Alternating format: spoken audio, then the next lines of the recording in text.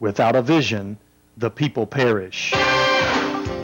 Welcome to Vision Plus, a program featuring a positive outlook, dealing with everyday situations of marriage, children, and business. Believing Philippians 4:13, I can do all things through Christ who gives me strength. Teacher, author, speaker, delighting audiences from New York to Sacramento with a heart and message for the people today. Bonnie would like to remind you of the 800 number on the screen. Please feel free to call at any time throughout the broadcast and share your concerns. Leave your prayer request and someone will pray with you. And now, teacher, author, and speaker. Hello and welcome. I'm Bonnie Liphart. You're watching Vision Plus. Without a vision, the people perish. And we have a vision here on Vision Plus to welcome all the people from other countries, because there's about 80,000 people around here that are engineers, and then there are visitors that come from other countries, and some of them I had not been aware of. One, Baku, Azerbaijan, and I had to look up the spelling and the pronunciation, and also where it was located on the map. And you've seen it. It's very near Iran, Caspian Sea, Georgia in Russia, and then, of course, Russia, the former Soviet Union. And we have a person here that is the voice of World Radio. What am I saying? Radio Free Europe. Yeah, you had to correct me, I know. It's now called Radio Liberty. And he is a host of a radio talk show, and has many other avenues. He's here as part of the Open World Conference that they're having summer 2009 at the University of Alabama. Welcome, Zia. Thank you very much for those words. Hello, everybody. Hello, dear viewers. Well, tell us a little bit about, we'll start with yourself and how you happened to come to UAH for a week. Of course, he had to go by CNN in Atlanta, and then he had to go by Chattanooga so he could see the aquarium. But we have him here for more days. Tell us about yourself. First of all, I'm not a king. I'm the simple man from Azerbaijan, from Baku. I'm working as a radio DJ from 1995. And after 12 years in 2K7, I go to the Radio Free Europe, Radio Liberty, and till now hosting the weekdays, 2 hours talk show after week. Excuse me for my English. You're doing great. He can also speak Turkish and a few other languages too. So we're the ones to be ashamed that we don't know the languages as many as we should, and don't even do a good job. We're still Southern English, so not even the good English like over in England. Thanks a lot. Okay, tell us a little bit about what you moved to in Radio Free Europe. And Radio Liberty. You mean which reason yes. moved me? Because the weekly, I hosted the weekly top 40 in private radio station, and after 12 years, of course, I think about the more serious level in my career, in my job, and in the moment I had invitation from Radio Free Europe, Radio Liberty, I am directly say yes, I'll go to that radio. Then we had talking about my program, about the project, about the budget, of course. And then after 1 month, I began my show on that radio. Now, tell me about your show. What all do you do? You select the guests? I talking like you talking now with yes. me. I talking with some politicians and some economy analysts, some experts in any topics And my program's name is After Work. Every people after work sat in this car, because now we can't translate our programs via FM in the cars. It's so sad for us, but we try to talk with some experts in our studio, some government representatives and independent politicians in studio about the actual problem of our society. Of course, the big problem in the world, of course, we talk about economic crisis in the world. We know about the economic crisis began from USA and goes to the whole of the world, the rest of the world. Every day I talk to approximately with 8 people, 8 experts in totally in my program in 2 hours. And after work, the people wants to listen the review of the day, what's happened, and what say other experts about that problems, about that topics, about that headlines. Also, we have the breaking news, as the rest of the world. It's more difficult for us because we must to invite guests the 1 hour before the program, half of hour before the program, but we do it. Hmm. So the guest doesn't know they're going to be on maybe the day before, Yeah. because 1 hour, half hour before the program, you say, hey, we're going to talk about the economic crisis and blame the United States for starting this. We have a unique experts. And then you're going to, so how did you explore, let's say, the economic crisis? What are some of the avenues of answers? You know, in my country, the economic crisis, not every citizen of my country don't feel economic crisis on himself, and because our economy is closed economy, not integrated in the world economy, but we have some down prices in my country. We have some down prices for realty, Real estate. yes, Mhm. real estate, and also we have, but we haven't the down prices in some services. Services are very expensive in my country, very expensive. Example of the services is very Touristic services. For example, you know Antalya in Turkey, you know Yes. Bodrum in Turkey. We have the same territory, the same resorts in my country, but the prices in my country's resort zone expensive than like hotels and the like a hotels, shops, like shops. other Yes. services, Mhm. shops, especially shops, Mhm. because you can buy the T-shirt in America for $5, Mhm. and we have to buy in my country the same T-shirts for $20. Mhm. Can you imagine? Except in your country, your money is worth more.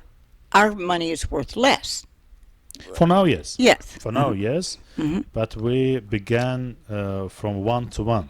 Mhm. Now we have our national money, manat, and 1 manat now equal $1 and $1.25. One Mhm. and one So- and $1.25. Yes. So for every one, what I would call dollar, but it's a monarch, right? $1, it's A dollar zero- and a quarter for yeah. each one of Yeah, yours. yeah, Uh-huh.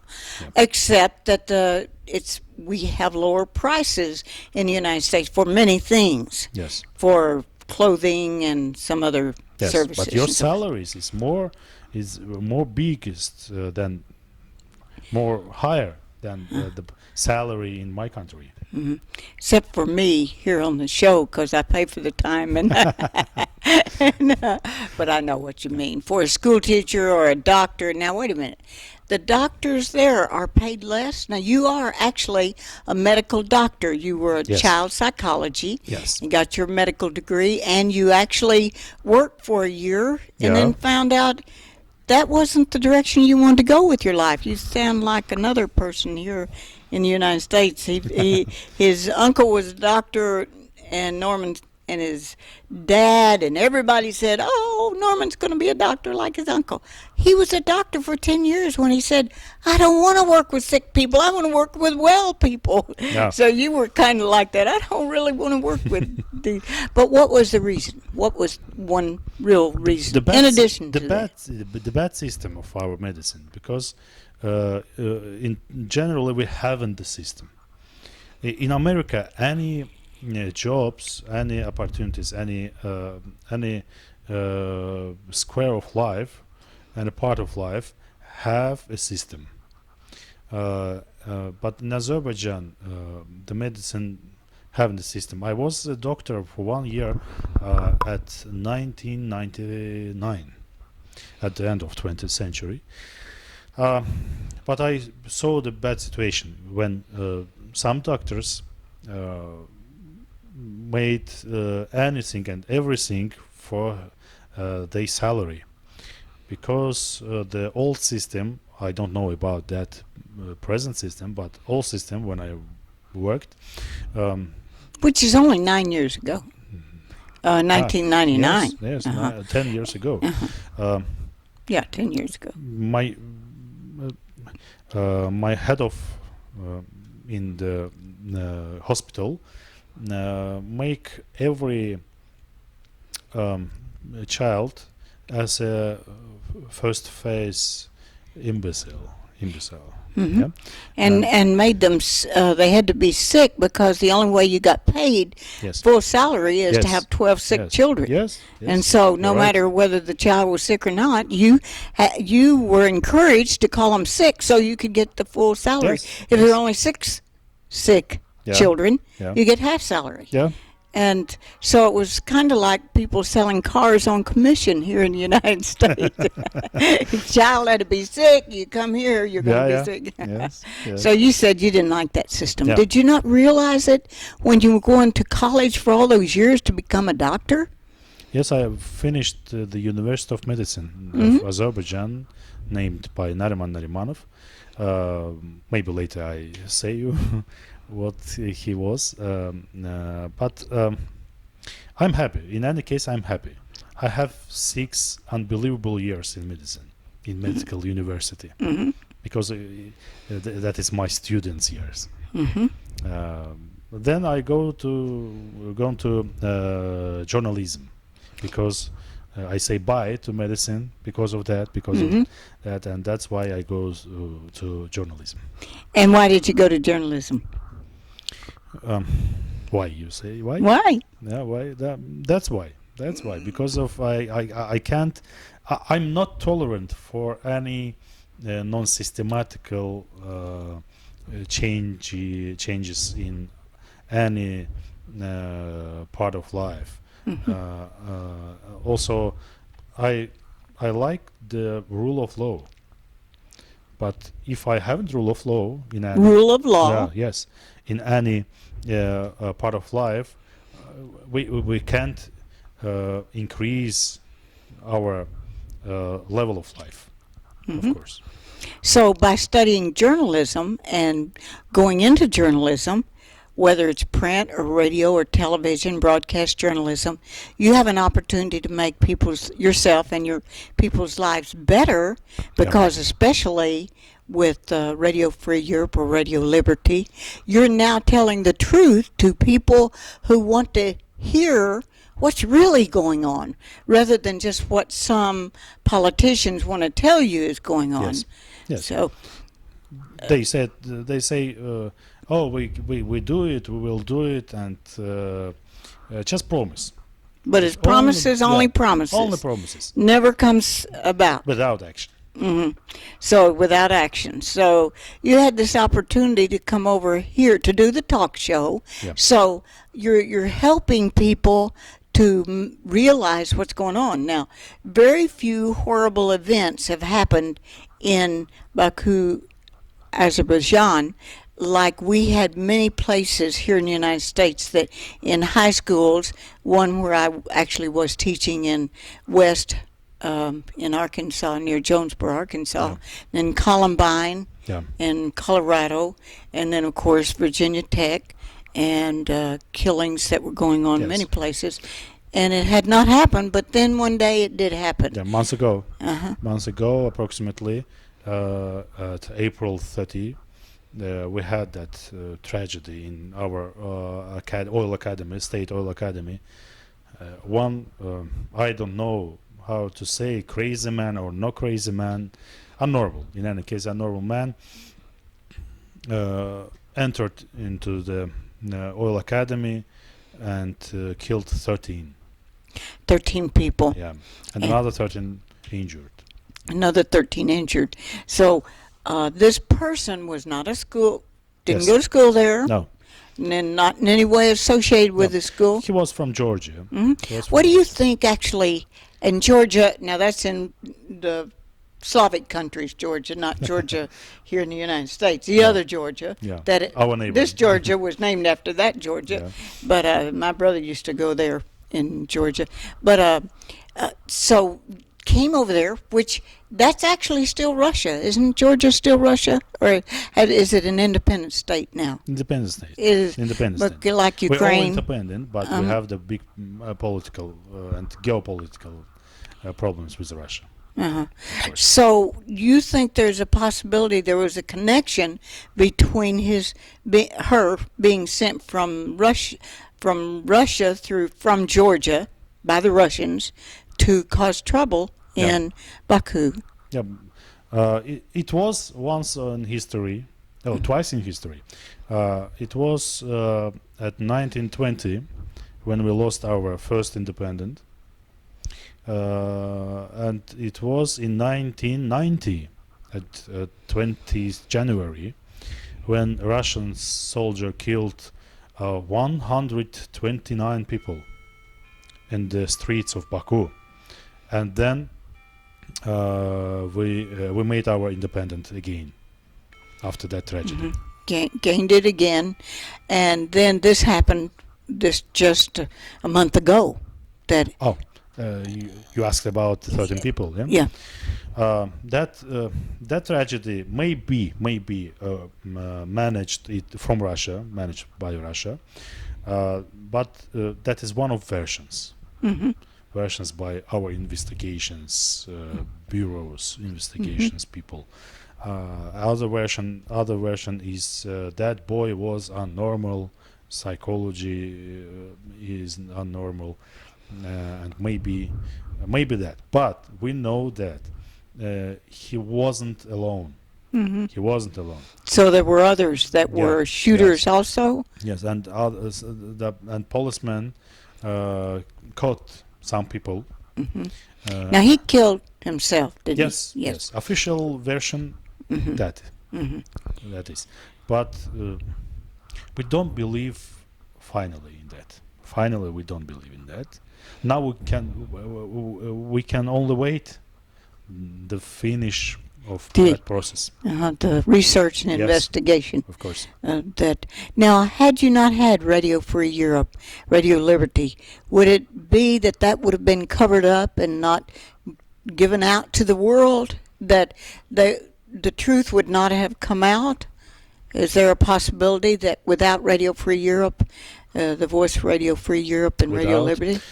Without it's possible if other journalists in other channels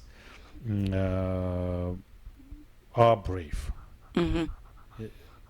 if they brave. But we have another problem: the freedom of speech, Yes. and our Radio Liberty, Radio Free Europe, try to make everything for that freedom, for freedom in any case. for freedom of speech, the rule of law, and other Law. aspects of democracy. Other channel, other private channel depends on government, because government control all situation in Azerbaijan, all situation. Controlled all the media, except for Not radio. directly, of course, not directly, because we have the private TV channel and radio stations. But we know some facts about controlling. Control. Yes. So you are being able to get out. Now, there's how many Radio Free Europe languages that this goes into? Now 28 languages. 28 languages.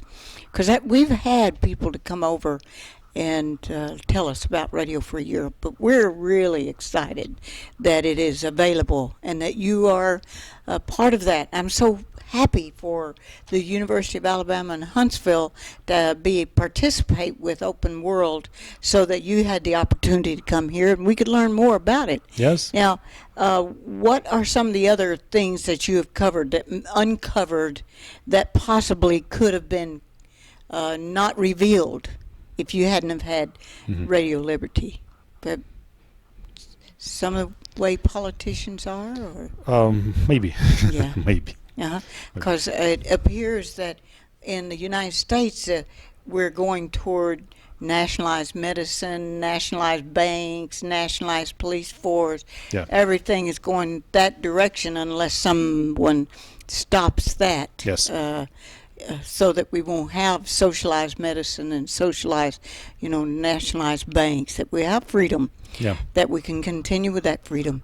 Now, you wanted to come to the United States, didn't you? Yeah. Yeah. Yes, Now, I did. tell us a little bit about your family. Your dad's an architect. Yes, my dad is an architect, and my mother was biologist. And Biologist. yes. Sorry. No, that's Again. okay. And I have two sisters. Also, I'm married. That's right. I have 6-year-old son. He goes to school, and he learning English. Good. Yeah. Yeah. He can help. You can help him with his English, or vice versa. Sometimes, but sometimes he say me some words which I don't know. Yes. Now, and your wife works in research. Yes, researcher. He was studied as a political sociologist. Political Sociologist. sociologist. Yes.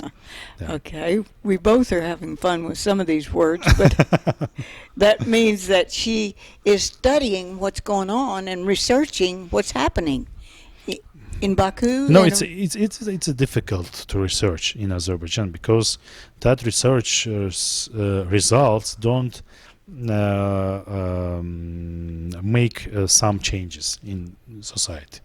Don't make. But first you have to have it researched and documented before changes can be made. Yes. You can't just change it and say, "Oh, let's just have a certain thing," without some research. The research must come first. So she's doing the initial I part. have impression that the people agree with that situation, Yes. and also I ask myself why I don't find any answer. For what? Why? For that questions, why people agree with situation, with What that situation? bad bad situation, with The bad yes, situation. of course they won't change something. Maybe the society is conservative. Maybe. It could be. Yeah. So I want you to go through the different avenues that I know our fifth graders probably know this answer, but how do you see capitalism versus communism versus humanism, or social humanism? If you asked only about my mind, I know about that anything. But if you mean any people, any citizen in my country, I say you that one. Every people, every man, every woman only wants to live will have a good life. It not depends. There are capitalism in my country, the communism in my country, or socialism in my country. It not depends on it. They want the good life. And a good life meaning you have a watch you own, you have a country house, you have a condominiums that yours. Yes. So you have what we in the United States would call the good life. You have that. And Yes, I have, and maybe I can say I have a good life. So, But I am alone around and people around me not happy. Not happy because they haven't good life.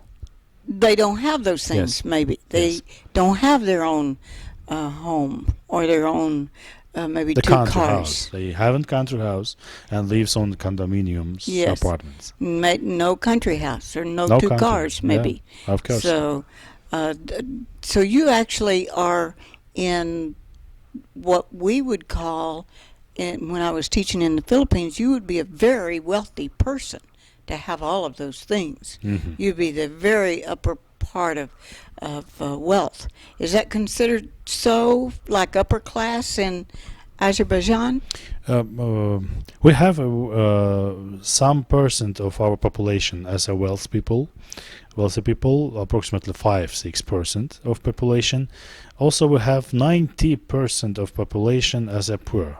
Poor, and Yeah. what does that mean? They make money, not more than $2 per day. Not more than $2 per Per day. Yes, can you imagine that? And other people may be called as middle class.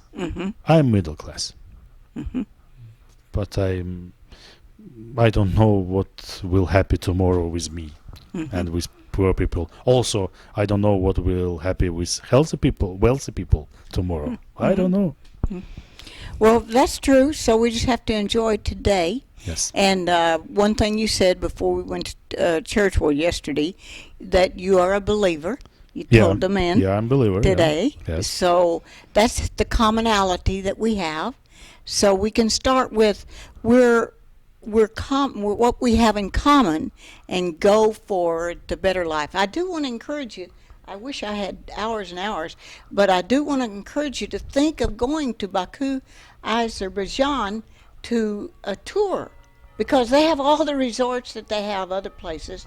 They have all the beautiful lakes and mountains and things. So it's just a place, if you've never been to some of those countries, then that would be a place you might want to go and tour. And so I just guess I gave your tourist agency a plug there. Yeah. So Sure. So if you have questions, you have a Skype, and maybe we Yes. can call you up Yes, and I ask you have. more. And you have ways we can talk to you, because there's so many questions in my brain Of that course. I'd like to go I wait. and to With talk pleasure. to you about. So I guess you could call our toll-free number, and I could give out your email for other people. Other people. Unless it's simple email. Yes, Dr. Zia, in English, at gmail.com. All right. That's very simple. Thank you. And thank you for watching. If you want to know more, you say, I saw that guy Zia, very handsome guy. All right, girls, he's married. And that we would like, and I don't think he has any brothers. He has a couple sisters, though. I don't know if they're both married, so you guys might have a chance. But just call 877-823-6886.